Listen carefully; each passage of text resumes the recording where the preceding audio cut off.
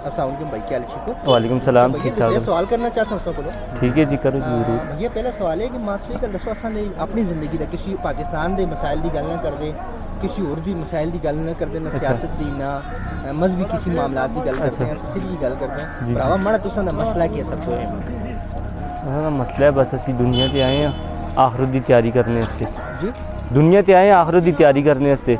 जी अल्लाह पाक सा भेजा है तो उस तो अलावा तो कोई मसला नहीं। बाकी सब कोई मसला नहीं है ना ज़बरदस्त। अल्हम्दुलिल्लाह। अच्छा, बाकी काम रोजगार सब कुछ अल्हम्दुलिल्लाह करम अल्लाह पाक दा शुक्र भैया है। दूसरा सवाल से को गल करना चाहता कि भाई असां आया कि असां हुक्मरान जी पॉलिसियां बनाना मां देख के तुसां को देख के आवाम को देख के बनाना उन्हां वास्ते बनाना ना वो तो अपने फायदे वास्ते ही बनाने ना, साडे फायदे वास्ते तो कोई भी। अच्छा जी भैया तीसरा एक सवाल है कि ये तुसां जी वीडियो है जी तुसां आवाज़ है ये मैं इसी तरह पेस्ट करसा तुसी अपनी तरफों आवाम हुक्मराना वा के पैगाम देना चाहते असी तो कोई पैगाम नहीं देना चाहते। कारी साहब तुसी कोई देना चाहते?